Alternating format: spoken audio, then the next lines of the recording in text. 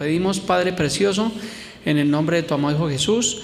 Amén. Muy buenos días, mis amados hermanos. Bienvenidos. Por favor, tome su lugar. Disponga su corazón. Quite todo argumento que nos impida tener claridad en las enseñanzas bíblicas. Bueno, qué alegría tenerlos. Somos pocos, pero dice su palabra que donde hay 2 o 3 en su nombre, allí está el Señor, y nos gozamos por eso. Bueno, venimos haciendo un estudio del libro de Hebreos. Hemos estudiado desde el capítulo 1 hasta el capítulo 11. Hace 8 días estábamos hablando de la fe. ¿Sí recuerdan el tema de la fe? Un mensaje bastante edificante. Y el día de hoy nos corresponde nuestro estudio el capítulo 12 del libro de Hebreos. Así que por favor, si usted trae su Biblia, ábrala en el capítulo 12 del libro de Hebreos. Vamos a abarcar del capítulo 1 en nuestro estudio, desde el versículo 1, hasta el versículo 29. Si no trae su Biblia o no puede leer allí la letra porque es muy pequeña, pues aquí están los versículos en el monitor. Hebreos capítulo 12. Tiene un título bastante precioso que dice ¿cómo? Puesto los ojos en Jesús. Ya vamos a ver por qué es importante y por qué es necesario que nosotros como cristianos mantengamos los ojos puestos en Jesús. Vamos a ir a la escritura, Hebreos 12:1. Dice así la palabra del Señor: por tanto, nosotros también, hablando de creyentes, dice, teniendo alrededor nuestro tan grande nube de testigos, despojémonos de todo peso y del pecado que nos asedia, y corramos con paciencia la carrera que tenemos por delante. Es lo que nos dice el primer versículo. Entonces, por tanto, nosotros teniendo también alrededor nuestro tan grande nube de testigos. Aquí surge una pregunta: ¿quién es esa nube de testigos? ¿Si ha estudiado este capítulo, este versículo? ¿Quién es esa nube de testigos? Entonces hay 2 posturas, vamos a ver ambas posturas. La postura número 1, que dicen algunos que esta nube de testigos, que es el mundo, que son las personas que nos rodean y que no conocen el Evangelio de nuestro Señor Jesucristo, pero que están mirando nuestro comportamiento. Entonces, pues muy válida esa posición, pero pues yo me inclino por la postura número 2, que es la que vamos a encontrar ahora. Dice que esa nube de testigos son los santos que se mencionan en el capítulo 11 del libro de Hebreos que estudiamos hace 8 días. ¿Sí recuerdan? Veamos Hebreos 11:2, vamos a volvernos un poquito. En Hebreos 11:2 dice: porque por ella alcanzaron buen testimonio los antiguos. Y aquí creo que empieza a nombrar esa nube de testigos. Entonces recordamos que por la fe Abel ofreció a Dios más excelente sacrificio que Caín. Encontramos también que por la fe Enoc, recuerdan que fue traspuesto para no ver muerte. También vimos que por la fe Noé, cuando fue advertido por Dios acerca de las cosas que aún no se venían, con temor, ¿qué hizo? Que preparó un arca. También por la fe Abraham, siendo llamado, obedeció para salir al lugar que había de recibir como herencia. También por la fe la misma Sara, siendo estéril, recibió fuerza para concebir allí en su vejez. Por la fe también Jacob, al morir, bendijo a cada uno de los hijos de José. Por la fe José, al morir, mencionó a la salida de los hijos de Israel. También por la fe Moisés, hecho ya grande, rehusó a llamarse hijo de la hija de Faraón. Por la fe también Rahab, la ramera, no pereció juntamente con los desobedientes. Y continúa hablando el escritor de esa nube de testigos. Dice: Gedeón, de Barak, de Sansón, de Jefté, de David, así como de Samuel, de los profetas. Y podíamos también nosotros decir los discípulos, los apóstoles, los mártires de la iglesia primitiva y los creyentes del primer siglo. Es esa gran nube de testigos. Entonces yo me inclino por esta postura número 2, de que esa gran nube de testigos son los santos del Antiguo Testamento y los santos de la iglesia primitiva, que ahora están ¿a dónde? En la presencia de Dios. También dice Hebreos 12:1, el versículo que estamos estudiando, dice: despojémonos de todo peso del pecado que nos asedia. Cuando dice despojarnos, significa que tenemos que quitarnos, desechar todo peso del pecado que nos asedia, o sea, renunciar completamente a toda especie de pecado. Y también dice que corramos con paciencia la carrera que tenemos por delante.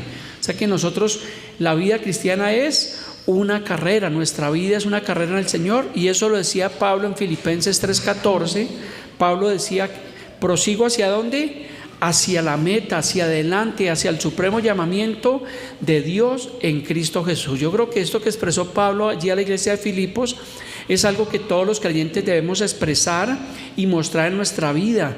Proseguir siempre ¿hacia dónde? Hacia la meta, hacia el Señor. No devolverse, no volver atrás, no abandonar el camino, sino proseguir siempre hacia la meta. Y la meta de todos nosotros es realmente perseverar en la fe en el Señor. Y tiene un premio, dice el subpremio del llamamiento de Dios, que es en Cristo Jesús, Señor nuestro. O sea que la vida cristiana es para creyentes, es para valientes, no es para los cobardes, porque los cobardes, ¿qué pasa? Que se quedan en el camino.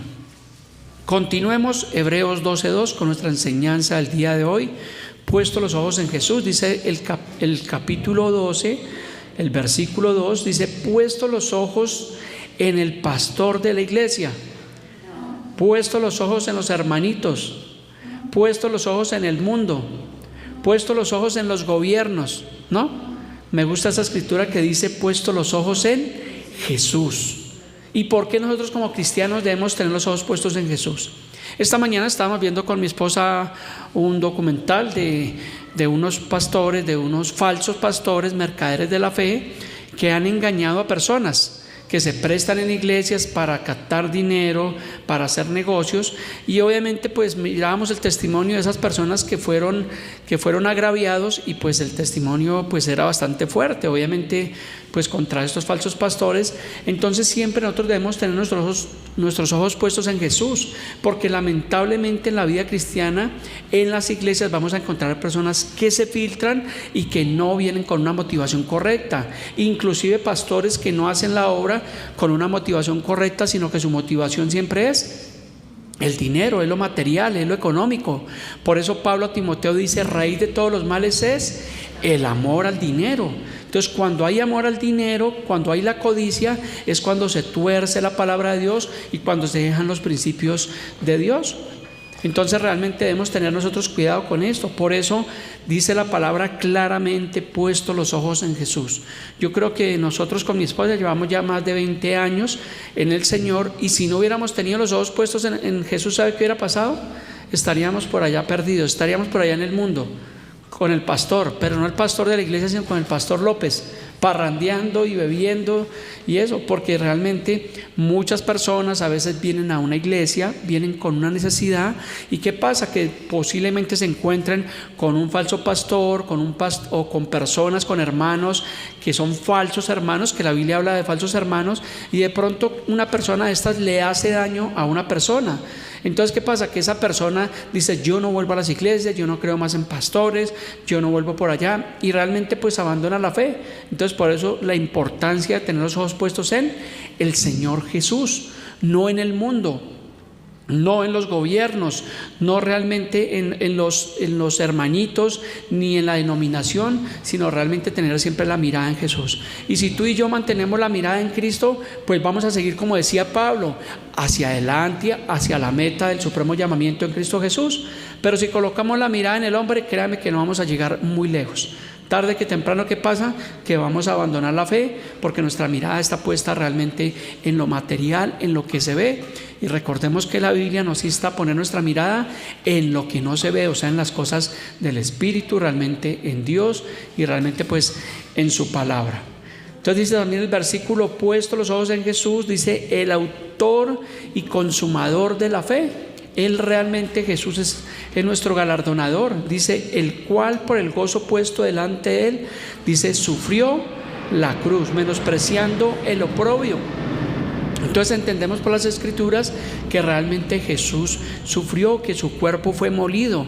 Eso es lo que nos dice Isaías 53, versículos 4 y versículo 5, hablando de Jesús. Dice: ciertamente llevó él nuestras enfermedades y sufrió nuestros dolores, y nosotros le tuvimos por azotado, por herido de Dios y abatido.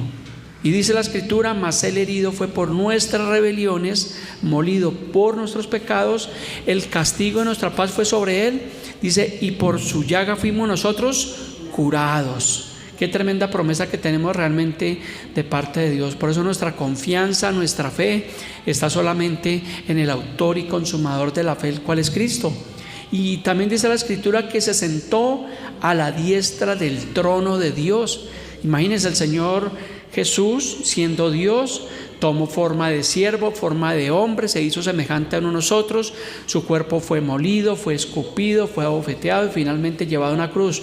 Luego, según las Escrituras, murió y resucitó al tercer día, y luego dice la palabra que se sentó a la diestra del trono de Dios. Y esto nos lo afirma Apocalipsis capítulo 5, versículo 13, dice: y a todo lo creado que está en el cielo y sobre la tierra y debajo de la tierra y en el mar, y a todas las cosas que en ellos hay, dice: oí decir al que está sentado en el trono y al Cordero, sea la alabanza, la gloria, la honra, el poder por los siglos de los siglos. O sea que tenemos la certeza que sí, Jesús está sentado en el trono, y prontamente, según las Escrituras, regresará por segunda vez a salvar ¿a quién?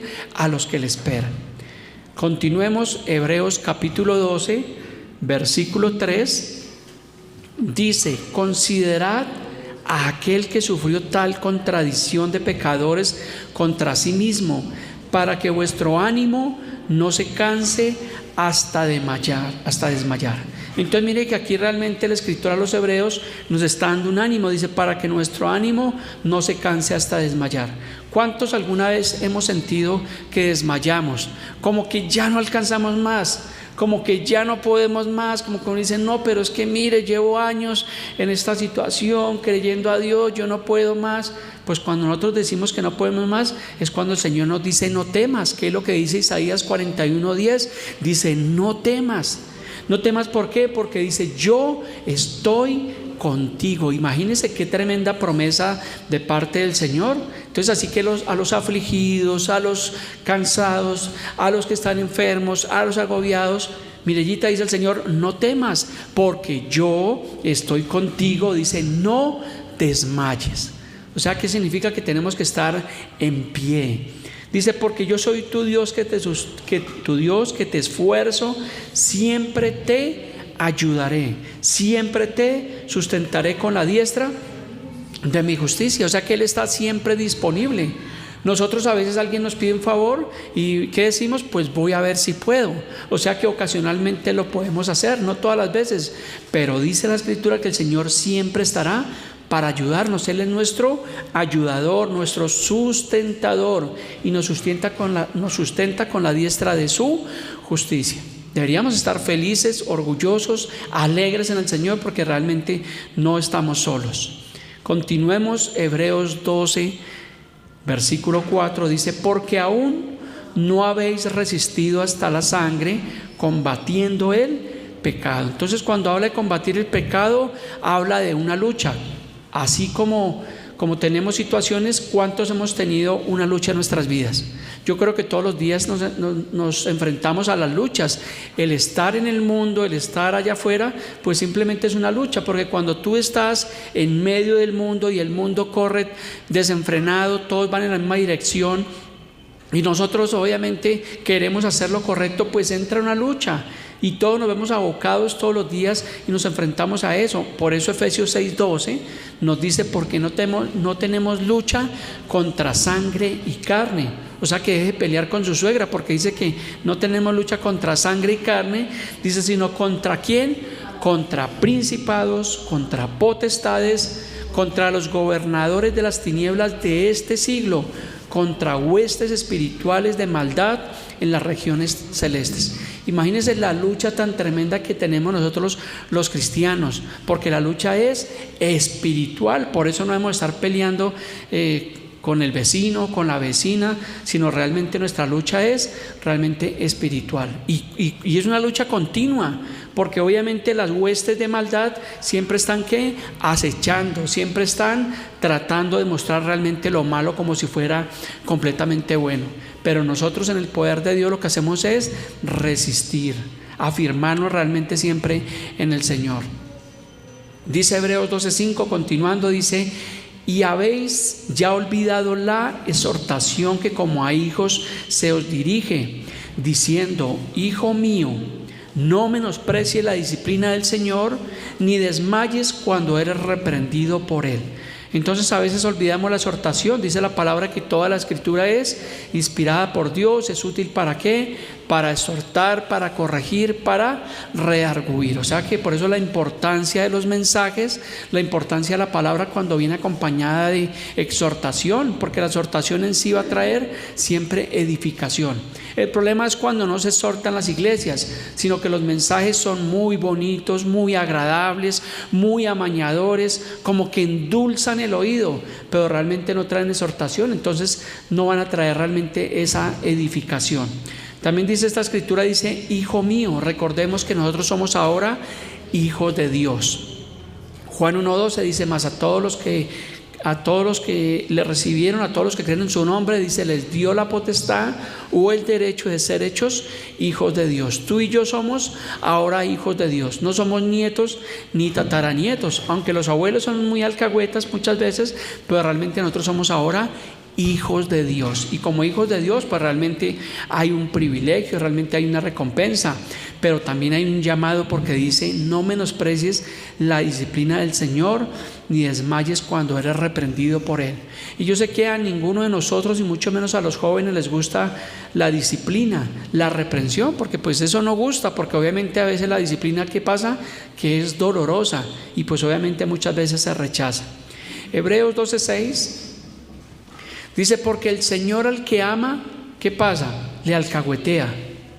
No, el Señor al que ama, dice, disciplina y azota a todo aquel que recibe por hijo. O sea que realmente sí hay una disciplina realmente de parte de Dios a nosotros los hijos. Entonces por eso debemos portarnos como bien, para que no venga esa disciplina. O sea, vivir una vida de obediencia realmente en el Señor. Hebreos 12:7 dice: si soportáis la disciplina, Dios os trata como a hijos. Porque ¿qué hijo es aquel a quien el padre no disciplina? O sea que realmente la disciplina es algo bíblico, y por eso cuando tú lees el libro de Proverbios encuentras un manual de vida para nosotros los padres de cómo disciplinar a nuestros hijos. En Proverbios, veamos algún ejemplo. Proverbios 23:13 dice, hablando de la disciplina, dice: no rehuses corregir al muchacho, porque si lo castigas con vara, no morirá. O sea que la disciplina es algo bíblico, que nosotros como padres disciplinemos a nuestros hijos, pero el problema es cuando no se disciplinan, sino se malcrían los hijos. Y hoy en día encontramos una generación de hijos malcriados, hijos que no son disciplinados, hijos irrespetuosos a los padres, hijos irrespetuosos a los maestros, hijos irrespetuosos a toda la sociedad. ¿Por qué? Porque no hay una disciplina. Hay que disciplinarlos. Una cosa es la disciplina y otra cosa es el maltrato, pero sí hay que disciplinarlos. Pero hoy en día, vuelvo y le digo, vivimos en una generación donde hay mucha alcahuetería de parte de los padres, y realmente pues hay que bendecir a los hijos, hay que honrarlos, pero también hay que disciplinarlos, porque dice que si lo disciplinamos con vara, ¿qué dice?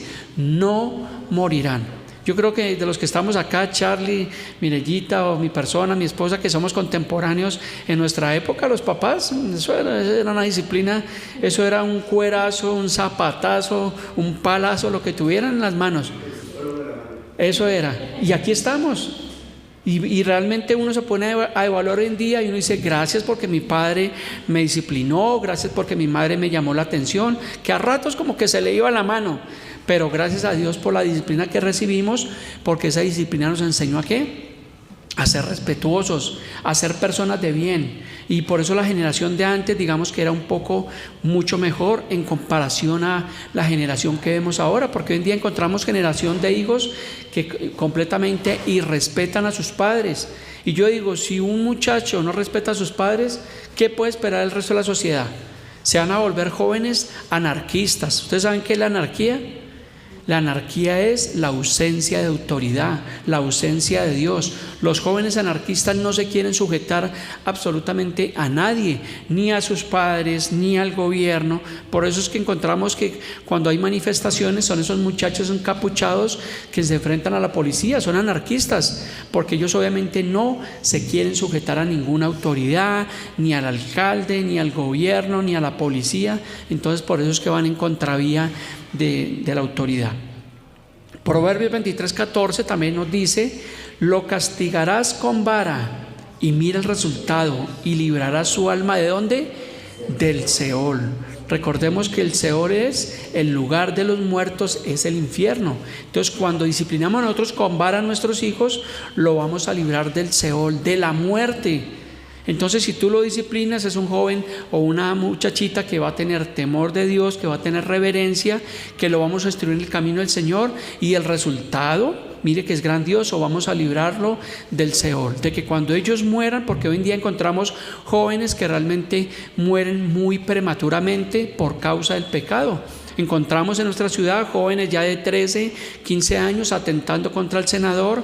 Veíamos estos días que un joven de 13 años también estaba involucrado en ese acto sicarial, y que también aparentemente pues el alcalde de la ciudad iba a ser objeto de un sicariato, y se están utilizando jóvenes, instrumentalizando jóvenes, ¿para qué? Para este delito.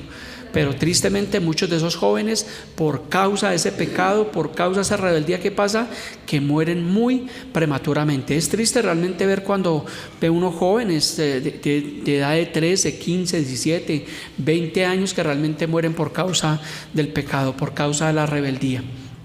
Continuemos. Hebreos 12:8 dice: pero si se os deja sin disciplina, de la cual todos han sido participantes, entonces sois ¿qué? Bastardos y no hijos. Una exhortación bastante fuerte, ¿no? Llamar a un hijo bastardo es obviamente un hijo que realmente no se le disciplina. Entonces debemos entender que la disciplina es bíblica, que Dios nos ama, pero también nos disciplina. Hebreos 12:9 dice: por otra parte, tuvimos a nuestros padres terrenales que nos disciplinaban. Aquí volvemos a lo que hablábamos ahorita. O sea, que nuestros padres terrenales, ellos sí nos disciplinaban. ¿Y qué hacíamos? Que los venerábamos, porque ellos nos daban esas tundas. Pero ¿qué pasa? Que realmente nosotros aprendíamos a tener temor. Entonces esas tandas, recuerdo en mi caso esas tandas de mi madre, yo pagaba esconderos de a peso. Cuando mi mamá sacaba ese rejo, sacaba ese cable, sacaba esa tabla, mejor dicho, yo salía. ¿Se han visto el correcaminos? Yo parecía el correcaminos, eso salía espantado a esconderme. Pagaba esconderos de a peso porque le tenía mucho temor y mucho respeto a mi madre, porque mi madre cuando me disciplinaba, eso era pagando esconderos de a peso. Y entonces dice la palabra que si nosotros tuvimos a ellos que nos disciplinaban y los venerábamos, dice: ¿por qué no obedecemos mucho mejor al Padre de los Espíritus y viviremos? Entonces debemos obviamente obedecer realmente al Señor. Recordemos que es mejor la obediencia que los sacrificios, es lo que nos dice primera de Samuel 15:22. La obediencia es mejor que los sacrificios, o sea que lo que requiere Dios de nosotros es vivir una vida de obediencia. También 2 Corintios 10:5 dice: llevando cautivo todo pensamiento, ¿a dónde? A la obediencia en Cristo. Y recordemos que la obediencia tiene un premio, tiene una retribución, y es algo agradable nosotros el poder obedecer la palabra de Dios y el poder obedecer a Dios. Por eso nos congregamos, porque la Biblia dice que tenemos que congregarnos, la Biblia dice que tenemos que sujetarnos a nuestros pastores, la Biblia dice que tenemos que sujetarnos a los que están en autoridad, en eminencia. Entonces eso se llama obediencia. Leemos la Biblia porque la Biblia dice que tenemos que escudriñar las Escrituras. Oramos porque la Biblia dice que orad sin cesar. Compartimos con los hermanos porque la Biblia dice cuán bueno y cuán hermoso es morar los hermanos juntos en armonía, porque allí envía el Señor bendición y vida eterna. Y muchos mandamientos que encontramos en la palabra de Dios desde el Génesis hasta el Apocalipsis. Un libro lleno de bendiciones, un libro lleno de mandatos que nosotros como cristianos ponemos por obra en obediencia, y vemos que trae cierta retribución a nuestra vida, a nuestra familia. Porque si yo le pregunto a ustedes cuántos son bendecidos por el obedecer la palabra de Dios, si yo le pregunto a Mafecita si su vida es mejor porque es una muchacha obediente a sus padres, pues claro, y es una satisfacción para sus papás, para sus abuelos, realmente el poder realmente obedecer la palabra de Dios y el obedecer a sus padres. Pero sin Mafe desobedece, ¿qué pasa? Como decían los papás, pao, ¿cierto? Está grandecita, pero todavía le caben un par de cuerazos, dice la mamá. Hebreos 12:10 Dice, y aquellos ciertamente por pocos días nos disciplinaban como a ellos les parecía, pero para lo que nos es provechoso, para que participemos de su santidad. Entonces obviamente la Biblia nos llama a que seamos santos, es lo que nos dice Primera de Pedro 1:16, dice, porque está escrito. ¿Cuántos han leído las cartas de Pedro? Primera de Pedro y Segunda de Pedro. ¿Sí han leído esas cartas? No.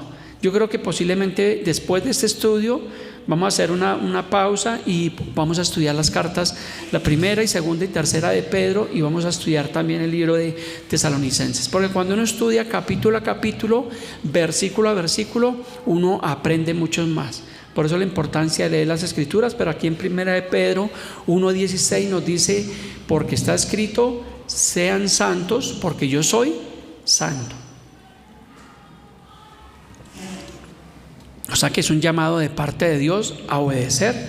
Hebreos 12:11, hablando de la disciplina, dice, es verdad que ninguna disciplina al presente parece ser causa de gozo, sino de tristeza, pero después da fruto apacible de justicia a los que en ella han sido ejercitados. Claramente dice la palabra que el presente, ninguna disciplina parece ser causa de gozo.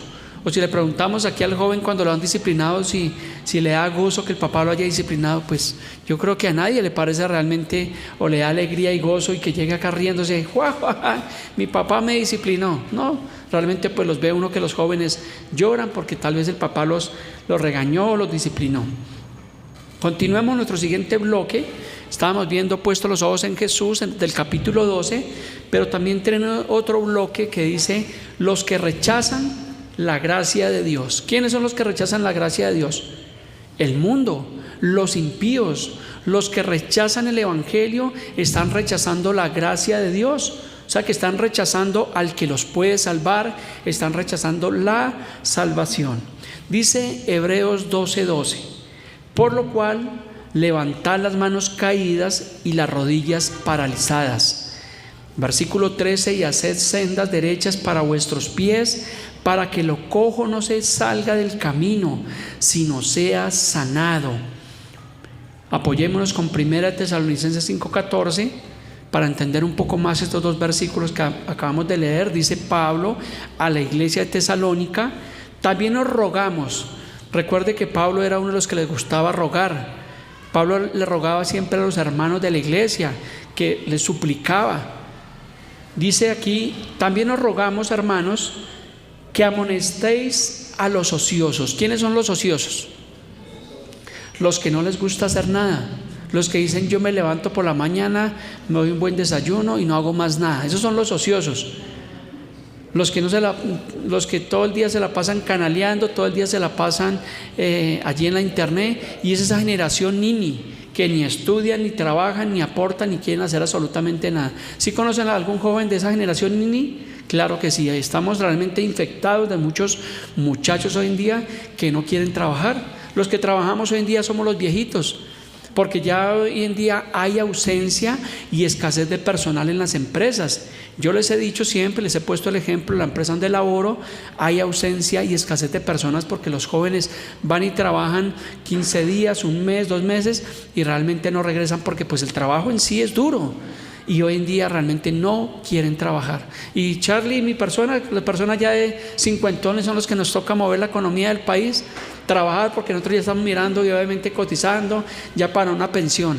Pero los jóvenes hoy en día, muchos, en su gran mayoría, no todos, pero realmente no quieren hacer absolutamente nada. Por eso hay escasez en todas las profesiones, en psicología, en enfermería, en muchas ramas realmente hay ausencia y escasez de personas, porque ya los jóvenes no quieren ni siquiera estudiar.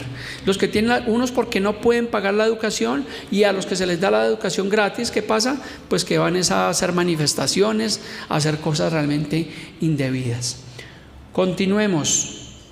Bueno, dice aquí 1 Tesalonicenses 5:14, dice que también os rogamos, hermanos, que amonestéis a los ociosos, dice que alentéis a los de poco ánimo, que sostengamos a los débiles y que seáis pacientes para con todos. Esto es un llamado que realmente pues yo creo que Pablo le hace a la iglesia de Tesalónica, es un llamado que Pablo le hace a los pastores, a las personas maduras en la fe, porque dice que tenemos que amonestar a los ociosos. Eso le toca a veces, muchas veces al pastor, alentar a los de poco ánimo, las personas que se congregan una vez al mes o cada 6 meses, toca estarlos alentando, toca sostener a los débiles, porque hay personas que a veces son débiles en la fe y a veces toca estarlos paladeando. Esta semana me llamó alguien de la iglesia y pues vino a una consejería y obviamente pues era una persona débil y tocó pues alentarla con una situación que realmente tenía, pero pues obviamente pues para eso es la iglesia, para eso es el pastor. Y dice que seamos pacientes para con todos. Entonces realmente tenemos que tener mucha paciencia nosotros realmente con los hermanos. Y la paciencia también es para todos, porque cuando usted sale al tráfico, cuando usted sale a la calle, cuando usted se sube en el Transmilenio, usted tiene que tener mucha paciencia, porque allí de pronto lo empujan, ¿cierto? ¿Cuántos los han empujado allí en el Transmilenio? No le dicen ni siquiera córrase, sino eso lo van empujando y allá va cayendo uno. Yo recuerdo algún día, las últimas veces que me subí en Transmilenio, cuando trabajaba allí donde trabaja Charlie, llevaba el bus sin pasar como unos 15, 20 minutos, y la ruta que yo cogí en la 170 para acá, que es el Cava 16 creo que es, eso cuando paró ese bus, eso, mire, yo estaba en los de adelante y yo salí, caí allá con maleta y todo eso, cayeron como 3 y todo, pero eso fue algo chistoso, a mí me dio fue risa, fue algo chistoso, pero eso todo el mundo, y eso nadie se para a recogerlo, sino la gente va a coger su silla. Yo afortunadamente pude tirar la maleta y agarrar una silla, pero fue impresionante. Entonces debemos tener mucha paciencia en esas situaciones que se nos presentan. Versículos de Hebreos 12:14. Seguid la paz con todos y la santidad, sin la cual nadie verá al Señor. Entonces debemos seguir la paz para con todos. Nosotros los cristianos somos personas obviamente de paz, sí, evitar las contiendas. Pero imagínense siendo cristianos y estar agarrados por allá con los vecinos, con la suegra, con el hermano, con todo el mundo. Entonces tenemos que ser personas de testimonio, porque obviamente eso conduce a la santidad, dice, sin la cual nadie verá al Señor. Versículo 15 dice: mirad bien, no sea que alguno, y está hablando a cristianos, deje de alcanzar la gracia de Dios, que brotando alguna raíz de amargura os estorbe y que por ella muchos sean contaminados. Entonces dice que alguno que brotando raíz de amargura. Imagínense un cristiano amargado. ¿Sí conoce cristianos amargados? Gloria a Dios, aleluya, Dios vive. No, pues obviamente tenemos que decirlo con gozo, ¿cierto? Expresarlo. Pues no todas las veces podemos estar como un payaso con la sonrisa de oreja a oreja, pero tenemos que ser por lo menos amables y tratar a la gente bien y saludar. Yo soy uno de los que yo llego a la empresa a las 4:30 de la mañana y pues yo procuro saludar al portero, que es el primero que encuentro cuando llego a la empresa, pues muy buenos días, saludarlo. De pronto a veces ellos están de mal genio por su trabajo, por el trasnocho, porque son muchos carros, muchas personas que entran, pero yo procuro ser amable, saludar a los jefes, saludar a las personas, y yo parezco un Alka-Seltzer, yo soy muy saludable en la empresa. Y pues tengo buena retentiva de los nombres, entonces saludo al uno, saludo al otro, saludo al jefe, saludo al que me recibe, y pues eso me sirve, porque de cierta forma es como la monería, pero cuando yo necesito que me despachen mi ruta, pues de cierta forma pues la gente me colabora. Entonces sí sirve de cierta forma que nosotros seamos alegres y quitemos esa raíz de amargura. Continuemos. Hebreos 12:16 dice: no sea que haya algún fornicario o profano como Esaú, que por una sola comida vendió su primogenitura. ¿Cuántos conocen la historia de Esaú y de Jacob? Cuando vendió su primogenitura. ¿Sí la han estudiado en la palabra de Dios? Pastor, ¿dónde está eso? No, ahí está en la Biblia, en la palabra de Dios. Hebreos 12:17. Porque ya sabéis que aún después, deseando heredar la bendición, dice, fue desechado y no hubo oportunidad para el arrepentimiento, aunque la procuró con lágrimas. Entonces obviamente no desechemos la oportunidad que Dios nos ha dado del arrepentimiento, de la gracia, de ese regalo inmerecido, sino que realmente vivamos una vida de arrepentimiento.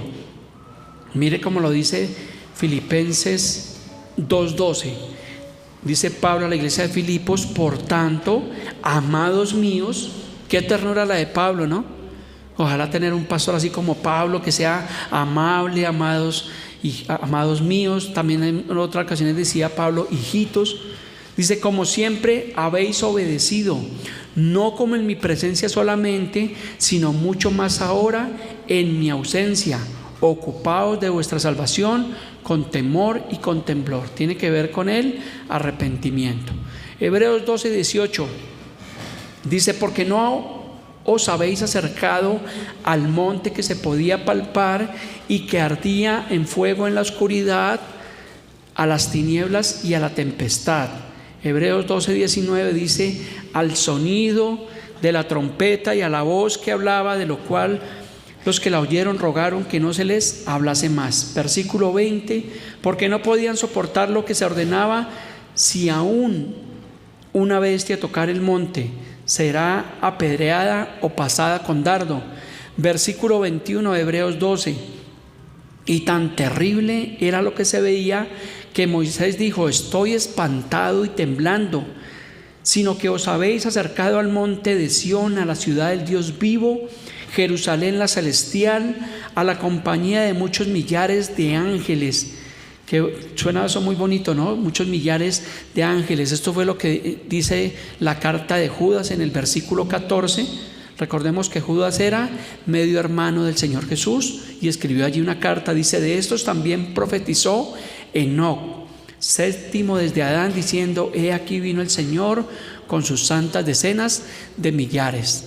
Imagínense, Enoc desde el Antiguo Testamento, desde el libro de Génesis, ya estaba profetizando, hablando acerca de que el Señor había venido, o sea, del arrebatamiento de la iglesia y de la segunda venida de Cristo.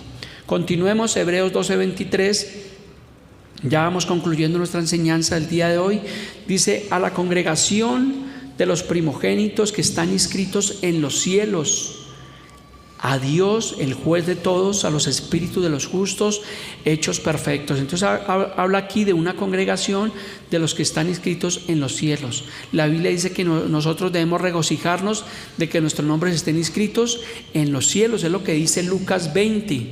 Dice, pero no os regocijéis de que los espíritus se sujetan, dice el Señor Jesús, sino regocijaos de qué, de que vuestros nombres están escritos, ¿a dónde? En los cielos, en el libro de la vida. O sea que tu nombre y mi nombre y el nombre de todos los creyentes a lo largo de la historia bíblica, de la historia del mundo, son nombres que están inscritos en el libro de la vida. Y debemos orar ahora y pedirle al Señor que nuestros nombres no sean borrados, porque también dice el libro de Apocalipsis, dice, y no borraré su nombre del libro de la vida. Y aquí hay gran debate, hay polémica, porque algunos dicen que sí se pierde la salvación, otros que no se pierde la salvación, pero estos versículos dan a entender como que sí se perdiera, pero siempre he dicho que no se puede perder lo que nunca se ha tenido. Si nosotros somos salvos, ¿qué hacemos? Que perseveramos siempre en el camino del Señor, la salvación, y perseveramos ¿hasta cuándo? Hasta que el Señor regrese o nosotros seamos llamados a su presencia. Pero el que abandonó la fe, el que no volvió al Señor, pues simplemente fue una persona que posiblemente nunca nació de nuevo, que como dicen las cartas de Juan, salieron de nosotros, pero no eran de nosotros. Continuemos, Hebreos 12:24, dice, a Jesús, el mediador del nuevo pacto. Y recordemos que ese nuevo pacto está establecido sobre mejores promesas, fue lo que estudiamos obviamente en las enseñanzas anteriores. Dice, y a la sangre rociada que habla mejor que la de Abel. Versículo 25, mirad que no desechéis al que habla, porque si no escaparon aquellos que desecharon al que los amonestaba en la tierra, mucho menos nosotros si desecháramos al que amonesta desde los cielos. Entonces muchas personas desechan muchas veces las enseñanzas de la Biblia, desechan los evangelios. Por eso es triste cuando una persona que aparentemente fue a una iglesia y dice, yo era cristiano, yo iba a tal iglesia, yo leía la palabra de Dios, pues ¿qué es lo que está haciendo ahora? Está realmente desechando realmente al Señor Jesús. Que Dios nos guarde realmente de caer en esa desgracia, porque es una desgracia caer realmente de la gracia de Dios.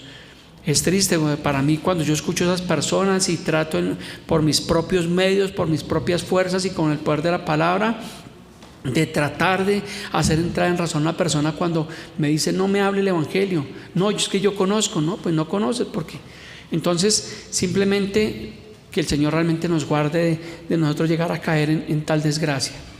Versículo 26 dice: la voz del cual conmovió entonces la tierra, dice, pero ahora ha prometido diciendo, aún una vez, y conmoveré no solamente la tierra, sino también el cielo. Y esta frase, aún una vez, indica la remoción de las cosas movibles como cosas hechas para que queden las cosas inconmovibles. Versículo 28 dice: así que, recibiendo nosotros un reino inconmovible, tengamos que gratitud. A Dios le gusta que nosotros seamos agradecidos. Cuando nos despertamos cada mañana, ¿qué hacemos? Ay, qué jartera de día, qué jartera ir a trabajar. No, damos gracias a Dios por un nuevo día más de vida. Qué jartera ir al colegio. No, Señor, gracias porque tenemos la oportunidad de estudiar, tenemos la oportunidad de trabajar, tenemos cada nuevo día, es una oportunidad que Dios nos da, porque dice la palabra de Dios que cada mañana son nuevas sus misericordias. Y gracias a Dios tenemos la oportunidad de levantarnos y de salir y de proveer. Yo me despierto usualmente a las 4:10, y pues a esa hora las cobijas como que pesan, como que lo abrazan a uno. Esos 5 tigres como que no lo quisieran dejarlo parar a uno, pero realmente uno dice, bueno, se para uno y da gracias a Dios, porque realmente pues tenemos que madrugar a trabajar y no madrugar a buscar trabajo, como realmente le pasa a muchas personas que tienen dificultades, que tienen situaciones.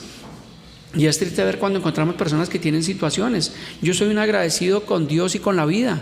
Hace 8 días estaba en mi casa, el domingo salimos de la iglesia, fuimos con los hermanos a compartir un café, luego fuimos a mi casa, almorzamos, me empillamé, dormí un buen rato, me desperté en la tarde, estaba en la sala y viendo un rato televisión, y sonó el teléfono de mi esposa, que es el teléfono de la congregación, y era una persona de origen extranjero. Le conté a los hermanos el día miércoles, una persona que estaba necesitada, y escribió en ese mensaje: no, pastor, mira, es que estoy aquí en Bogotá, estoy en el aeropuerto, llevo 2 días acá, no hemos comido nada hace 2 días, estoy con mi esposa, con mis hijos, nos mandó unas fotos.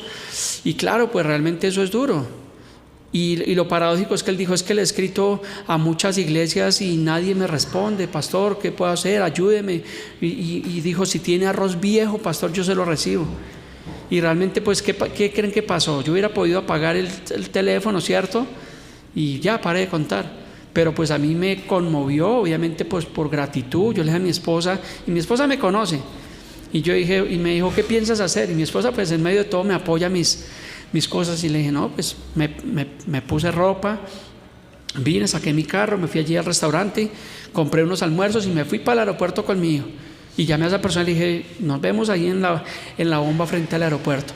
Y cuando yo llegué ahí, estaba con su esposa, con sus 2 hijitos. Uno de los hijos tenía eso que se llama pie de atleta, que de tanto caminar se le espera los piecitos. Pues compramos un medicamento en la droguería y se lo llevamos, pero esa persona le provocaba abrazarme, y ahí me dio alegría, no por mí, sino por Dios, por el Señor, porque dije: pues si no fuera por causa de Dios, pues yo no estaría en este lugar. Y le llevamos ese almuerzo a esas 4 personas. Luego nos vinimos, y al rato ya nos mandaron la foto, se entraron otra vez al aeropuerto y allí estaban sentados felices. Ahí tengo las fotos, la cara de felicidad, pues porque llevaban 2 días sin comer, y pues por lo menos pudimos bendecirlos como iglesia y poderles llevar un alimento. Y ahí hemos estado pendientes de esta persona. Pero yo veía ese caso de esa persona. Esto va, aquí va el tema de que yo digo: yo soy un agradecido con Dios, porque Dios nos ha bendecido en sobreabundancia, Dios nos ha bendecido en gran manera. Nunca nos hemos acostado sin saber qué comer, ¿no? Antes, por el contrario, dice: uy, qué llenura, uy, gracias a Dios, porque hemos dicho, qué banquete. Y cuando nosotros somos agradecidos, ¿qué hacemos? Que compartimos el pan con el que tiene necesidad. Y porque la Biblia dice que mejor es dar que recibir. No solamente que nos den y que tengamos nosotros y el egocentrismo, sino que nosotros podamos compartir. Y muchas veces Dios de cierta forma permite estas circunstancias para probarnos, para ver qué vamos a hacer. Y a mí me dio alegría, porque en medio de todo él me decía: pastor, es que le timbré a las iglesias de la zona, los teléfonos que encontré, y nadie me contestaba. Y yo hubiera podido ser la iglesia número 20 y pico que no contestaba, pero bueno, Dios sabe el porqué de las cosas. Y la Biblia dice que el que al pobre da, a Dios le presta. Y es mejor prestarle a Dios, porque Dios paga de la mejor manera. Dios bendice. Y gracias al Señor por las oportunidades, las muchas veces que Dios permite, porque posiblemente no todas las veces puede hacerlo, pero hay veces donde sabemos que esto es de parte de Dios y lo podemos hacer con gratitud. Entonces los animo a ustedes como hermanos, como iglesia, el poder compartir. Ustedes a veces traen a esta canasta de amor que tenemos allí, ustedes traen mercado, traen chocolate, traen víveres, y ¿qué hacemos? Que se lo compartimos a una persona que realmente no tiene que tiene realmente necesidad. Entonces, qué alegría realmente el poderlo hacer. Continuemos. Entonces dice: así que recibiendo nosotros un reino inconmovible. Inconmovible se traduce que permanece imperturbable, inalterado e inmutable. Ese es realmente el reino de Dios y las cosas de Dios. Pero la pregunta sería: ¿sirve realmente tú a Dios? ¿Realmente estamos siendo útiles en la obra de Dios? Porque venimos a la iglesia, aprendemos cosas que no conocíamos, que no sabíamos, y nos empezamos como a llenar. Pero la idea no solamente es que nos llenemos de un conocimiento, sino que nosotros, como le decía, podamos en nosotros el bendecir la vida de otra persona. Y a veces no solamente son cosas materiales, sino a veces cosas espirituales. Tenemos que realmente que servir a Dios. No esperes que el pastor lo haga todo, que el pastor predique, que el pastor evangelice, que el pastor sea el que preside un funeral, que el pastor es el que visita a los pobres, sino que cuando tú tengas la oportunidad podamos realmente nosotros hacerlo. Y terminamos con esta última cita bíblica, Hebreos 12, versículo 29, dice: porque nuestro Dios es fuego consumidor. O sea que Dios es amor, pero también es un fuego consumidor. Así que mis amados hermanos, es un privilegio, es muy gratificante el poder hacer estos estudios. Ya concluimos hoy con nuestro capítulo 12, nos queda un último capítulo que Dios mediante, si el Señor lo permite, en 8 días vamos a estudiar el capítulo 13, que tiene un título que dice deberes cristianos. Así que en 8 días concluimos con nuestra enseñanza. Recuerde que estamos simultáneamente los días miércoles estudiando el libro de Juan. Muchas gracias a todos, muchas bendiciones, que el Señor nos continúe bendiciendo. Póngase sobre sus pies, vamos a culminar en oración de agradecimiento a nuestro Dios por esta mañana.